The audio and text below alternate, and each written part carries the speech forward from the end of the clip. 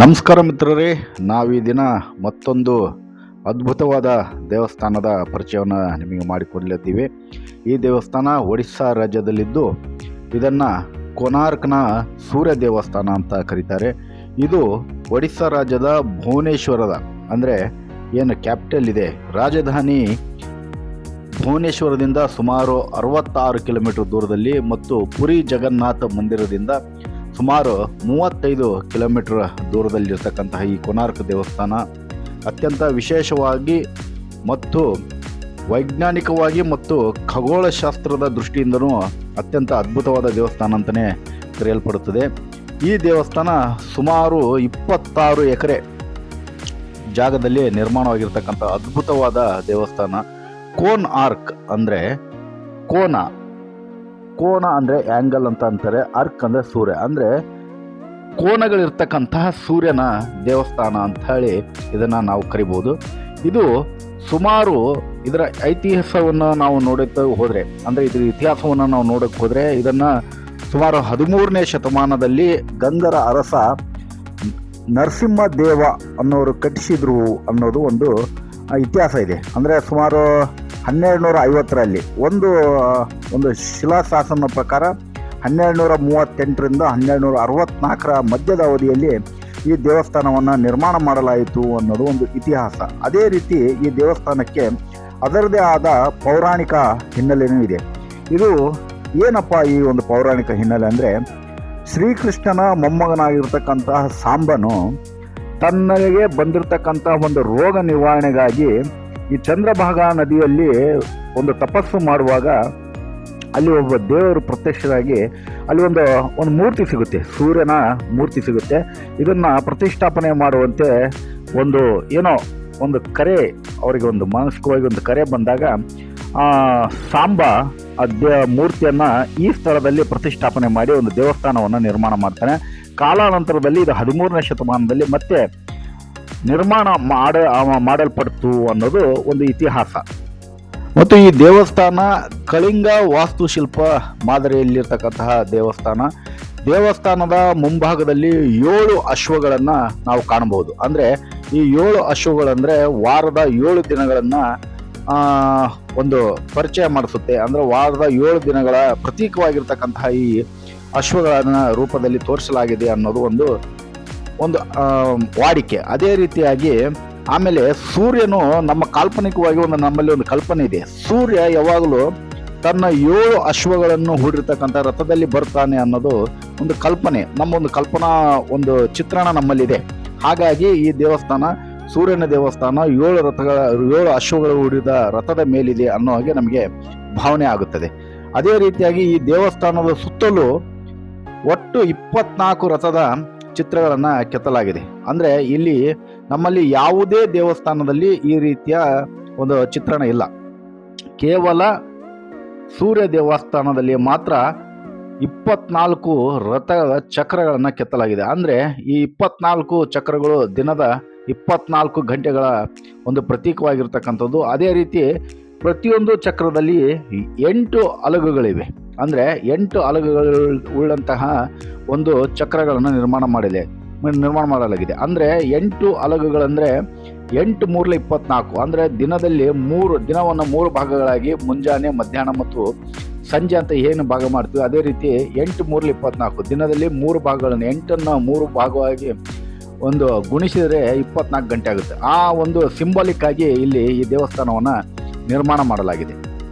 ಅಲ್ಲದೆ ಈ ಚಕ್ರಗಳ ಮೇಲೆ ಏನು ಸೂರ್ಯನ ಬೆಳಕು ಬೀಳುತ್ತೆ ಅದರ ಆಧಾರದ ಮೇಲೇನೂ ಇಲ್ಲಿ ಸಮಯವನ್ನು ನಿಗದಿ ಮಾಡ್ತಿದ್ರು. ಅಂದರೆ ಎಷ್ಟಾಗಿದೆ ಅಂದರೆ ಸಮಯ, ಈ ಯಾವ ಅಲಗಿನ ಮೇಲೆ ಸೂರ್ಯನ ಬೆಳಕು ಬೀಳುತ್ತೋ ಅದರ ಆಧಾರದ ಮೇಲೆ ಅವಾಗ ಆ ಸಮಯವನ್ನು ಗುರುತಿಸ್ತಿದ್ರು. ಅಂದರೆ ಒಂದು ಸಮಯವನ್ನು ನಿಗದಿ ಮಾಡಬಹುದಿತ್ತು ಅನ್ನೋದು ನಮ್ಮ ಪೂರ್ವಜರಲ್ಲಿ ಅಂಥ ಒಂದು ಅದ್ಭುತವಾದ ಜ್ಞಾನ ಭಂಡಾರವೇ ಇತ್ತು. ಈಗ ನೋಡಿ, ಇದು ಖಗೋಳಶಾಸ್ತ್ರದ ದೃಷ್ಟಿಯಿಂದನೂ ಸಹ ಅತ್ಯಂತ ಅದ್ಭುತವಾದ ಮತ್ತು ವೈಜ್ಞಾನಿಕ ದೃಷ್ಟಿಯಿಂದನೂ ಸಹ ಅತ್ಯಂತ ಅದ್ಭುತವಾಗಿರ್ತಕ್ಕಂತಹ ಜ್ಞಾನವನ್ನು ಉಳ್ಳಂತಹ ದೇವಸ್ಥಾನ ಅಂದರೆ ತಪ್ಪಾಗಲಿಕ್ಕಿಲ್ಲ. ಆಮೇಲೆ ಒಂದು ಇತಿಹಾಸದ ಪ್ರಕಾರ ಈ ದೇವಸ್ಥಾನದಲ್ಲಿ ನಿರ್ಮಾಣ ಮಾಡಿದಂತಹ ಸೂರ್ಯನ ಏನು ವಿಗ್ರಹ ಇತ್ತು ಅದು ಯಾವುದೇ ಸಪೋರ್ಟ್ ಇಲ್ಲದೆ ಅದೇ ಗಾಳಿಯಲ್ಲಿಯೇ ತೇಲುವಂತಹ ವಿಗ್ರಹವನ್ನು ನಿರ್ಮಾಣ ಮಾಡಲಾಗಿತ್ತು ಅನ್ನೋದು ಒಂದು ಇತಿಹಾಸ ಹೇಳುತ್ತೆ. ಅಂದರೆ ಆ ವಿಗ್ರಹವನ್ನ ದೇವಸ್ಥಾನದ ಮೇಲ್ಭಾಗದಲ್ಲಿ, ಅಂದರೆ ದೇವಸ್ಥಾನದ ಕಳಸ ಇರ್ತಕ್ಕಂಥ ಮೇಲ್ಭಾಗದಲ್ಲಿ ಒಂದು ದೊಡ್ಡ ಅಯಸ್ಕಾಂತವನ್ನ ಅಲ್ಲಿ ಇಟ್ಟು ಆ ಮೂಲಕ ಆ ಸೂರ್ಯನ ವಿಗ್ರಹ ಗಾಳಿಯಲ್ಲಿಯೇ ತೇಲುವಂತೆ ನಿರ್ಮಾಣ ಮಾಡಲಾಗಿತ್ತು. ಅಂದರೆ ಯೋಚನೆ ಮಾಡಿ, ಆಗಿನ ಕಾಲದಲ್ಲಿ ಅಂದರೆ ನಮ್ಮ ಪೂರ್ವಜರಿಗೆ ಎಂತಹ ಒಂದು ವೈಜ್ಞಾನಿಕವಾದ ಜ್ಞಾನ ಇತ್ತು ಅನ್ನೋದನ್ನ ನಾವು ಇಲ್ಲಿ ಯೋಚನೆ ಮಾಡಬೇಕಾಗುತ್ತೆ. ಅಲ್ಲದೆ ಈಗಲೂ ಈ ದೇವಸ್ಥಾನದ ಹೊರಭಾಗದಲ್ಲಿ 3 ಸೂರ್ಯನ ವಿಗ್ರಹಗಳನ್ನು ಕಾಣಬಹುದು. ನಾವು 3 ಅದರದೇ ಆದ ಪ್ರತ್ಯೇಕವಾದಂತಹ ಒಂದು ಮುಖಭಾವಗಳನ್ನು ಹೊಂದಿವೆ. ಅಂದರೆ ಒಂದು ಬಾಲಮುಖ, ಆಮೇಲೆ ಒಂದು ಯೌವನ ಮುಖ, ಆಮೇಲೆ ನಂತರತಕ್ಕಂಥ ಒಂದು ವಿಗ್ರಹ ಒಂದು ವಯಸ್ಸಾದಂತಹ ಒಂದು ಮುಖ ಚರ್ಯನ್ನು ಹೊಂದಿರತಕ್ಕಂತಹ ವಿಗ್ರಹಗಳನ್ನು ಕಾಣಬಹುದು. ಅಂದರೆ ಒಂದು ಬಾಲಮುಖ. ಈ 3 ವಿಗ್ರಹಗಳು ಏನಂದರೆ ಮನುಷ್ಯನ ಆಯಸ್ಸನ್ನು ನಿರ್ಧರಿಸುವಂಥವು. ಅಂದರೆ ಮನುಷ್ಯನ ಒಂದು ಏನು ಆಯಸ್ಸಿದೆ, ಅಂದರೆ ಜೀವನ ಇದೆ, ಅದನ್ನು ಪ್ರತಿಬಿಂಬಿಸುವ ಆ ಕಾರಣಕ್ಕಾಗಿಯೇ ಈ ರೀತಿ 3 ವಿಗ್ರಹಗಳನ್ನು ನಿರ್ಮಾಣ ಮಾಡಲಾಗಿದೆ ಅನ್ನೋದು ಒಂದು ಇತಿಹಾಸದಲ್ಲಿ ತಿಳಿದು ಬರುತ್ತೆ. ಈ ದೇವಸ್ಥಾನ ಕೋನಾರ್ಕ್ನ ಏನಿದು ಸೂರ್ಯ ದೇವಸ್ಥಾನ ಇದೆ, ಇದು ಚಂದ್ರಭಾಗ ನದಿಯ ದಡದಲ್ಲಿ ನಿರ್ಮಾಣ ಮಾಡಿರ್ತಕ್ಕಂತಹ ದೇವಸ್ಥಾನ.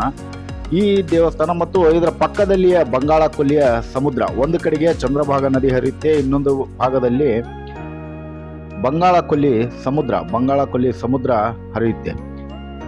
ಈ ಬಂಗಾಳ ಕೊಲ್ಲಿ ಸಮುದ್ರದಲ್ಲಿ ಆಗಿನ ಕಾಲದಲ್ಲಿ ಏನು ನಮ್ಮ ಸ್ವತಂತ್ರ ಪೂರ್ವ ಭಾರತದಲ್ಲಿ ಪೋರ್ಚುಗೀಸರು, ಡಚ್ಚರು ಇವರೇನು ಬಂದರು, ಅವರು ತಮ್ಮ ನಾವನ್ನು ತೆಗೆದುಕೊಂಡು ಬರುವ ಸಮಯದಲ್ಲಿ ತಮ್ಮ ಏನು ದಿಕ್ಸೂಚಿಯನ್ನು ತಗೊಂಡು ಬರ್ತಾ ಇದ್ರು, ಈ ಸ್ಥಳದಲ್ಲಿ ಬಂದ ತಕ್ಷಣ ಅವರ ದಿಕ್ಸೂಚಿ ಕೆಲಸ ಮಾಡೋದನ್ನು ತಪ್ಪಿತ್ತು. ಅಂದರೆ ಏನೋ ಒಂಥರ ರಾಂಗ್ ಡೈರೆಕ್ಷನ್ಗಳನ್ನು ತೋರಿಸುತ್ತಂತೆ. ಹಾಗಾಗಿ ಅವರು ಈ ರೀತಿ ದಿಕ್ಸೂಚಿ ಏನು ಇದನ್ನ ದಿಕ್ಕನ್ನು ಸರಿಯಾಗಿ ತೋರಿಸ್ತಾ ಇಲ್ಲ ಅಂತ ನೋಡಿದಾಗ ಇಲ್ಲಿರ್ತಕ್ಕಂಥ ಒಂದು ಅಯಸ್ಕಾಂತೀಯ ಗುಣ, ಇಲ್ಲಿರ್ತಕ್ಕಂಥ ಅಯಸ್ಕಾಂತದಿಂದಾಗಿ ಈ ರೀತಿಯ ಒಂದು ಬದಲಾವಣೆ ಆಗ್ತಾ ಇದೆ ಅಂತ ಕಂಡು ಬಂದು ಅವ್ರು ಏನು ಮಾಡ್ತಾರೆ, ಅದರಲ್ಲಿರ್ತಕ್ಕಂಥ ಏನು ಮೇಲೆ ಗುಮ್ಮಟದ ಮೇಲೆ ಏನು ಇರಿಸಿರ್ತಕ್ಕಂಥ ಅಯಸ್ಕಾಂತವನ್ನು ತೆಗೆದು ಅದನ್ನು ನಾಶ ಮಾಡಿದ್ರು ಅನ್ನೋದೊಂದು ಏನೋ ಒಂದು ಐತಿಹ್ಯ ಇಲ್ಲಿಂದ ಕೇಳಿಬರುತ್ತೆ. ಆದರೆ ಎಲ್ಲಿಯೂ ಇತಿಹಾಸದಲ್ಲಿ ಈ ರೀತಿ ಆಗಿರ್ತಕ್ಕಂಥ ಘಟನೆ ಆಗಿದೆ ಅನ್ನೋದು ಎಲ್ಲಿಯೂ ಇತಿಹಾಸದಲ್ಲಿ ನಮೂದಾಗಿಲ್ಲ.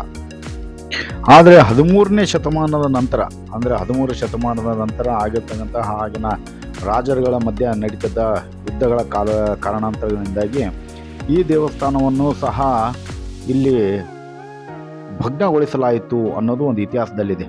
ಮೊಘಲರ ಕಾಲದಲ್ಲಿ ಈ ದೇವಸ್ಥಾನವನ್ನು ಹೇಗೆ ಈ ನಮ್ಮ ಭಾರತದಲ್ಲಿರ್ತಕ್ಕಂಥ ಹಲವಾರು ದೇವಸ್ಥಾನಗಳನ್ನು ಹೇಗೆ ಭಗ್ನಗೊಳಿಸಲಾಯಿತು, ಅದೇ ರೀತಿ ಸಹ ಈ ದೇವಸ್ಥಾನವನ್ನು ಸಹ ಭಗ್ನಗೊಳಿಸಲಾಯಿತು ಅನ್ನೋದು ಇತಿಹಾಸದಲ್ಲಿ ನಮೂದಾಗಿರ್ತಕ್ಕಂಥ ದಾಖಲಾತಿ.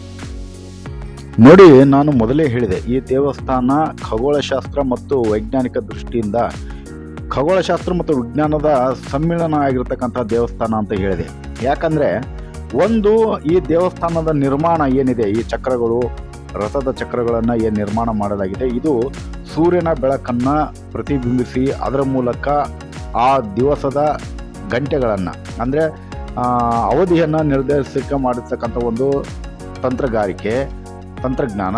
ಅಲ್ಲದೆ ಈ ದೇವಸ್ಥಾನದಲ್ಲಿ ನಿರ್ಮಾಣ ಮಾಡಿರ್ತಕ್ಕಂತಹ ಮೂರ್ತಿ ಏನು ಆಗಿನ ಕಾಲದ ಸೂರ್ಯನ ಮೂರ್ತಿಯನ್ನು ನಿರ್ಮಾಣ ಮಾಡಲಾಗಿತ್ತು, ಅದು ಯಾವುದೇ ಆಧಾರವಿಲ್ಲದೆ ಗಾಳಿಯಲ್ಲಿಯೇ ತೇಲುವಂತಹ ನಿರ್ಮಾಣ ಮಾಡಿರ್ತಕ್ಕಂಥದ್ದು ನಮ್ಮ ಪೂರ್ವಜರಿಗೆ ಇದ್ದಂತಹ ಅಪಾರವಾದ ಜ್ಞಾನದ ಸಂಕೇತ ಆಗಿದೆ. ನೋಡಿ, ಜಗತ್ತು ಇನ್ನೂ ಸರಿಯಾಗಿ ಕಣ್ಣೇ ಬಿಟ್ಟಿರಲಿಲ್ಲ. ಅಂತಹ ಕಾಲದಲ್ಲಿ ಆದಷ್ಟು ನಾವು ಗುರುತಿಸೋದು 16, 17 ಅಥವಾ 18ನೇ ಶತಮಾನ ನಂತರ ವಿಜ್ಞಾನಕ್ಕೆ ಅದರದೇ ಆದ ಒಂದು ಮಹತ್ವ ದೊರೆಯಿತು. ಆದರೆ ನಮ್ಮಲ್ಲಿ ತಲಾಂತರದಿಂದಲೂ ಅನಾದಿ ಕಾಲದಿಂದಲೂ ವಿಜ್ಞಾನದ ಒಂದು ಜ್ಞಾನವನ್ನು ನಮ್ಮ ಪೂರ್ವಜರು ಹೊಂದಿದ್ರು ಅನ್ನೋದಕ್ಕೆ ಇಂಥ ಹಲವಾರು ನಿದರ್ಶನಗಳನ್ನು ನಾವು ನಮ್ಮ ಇತಿಹಾಸದಲ್ಲಿ ನೋಡ್ತಾ ಬರಬಹುದು.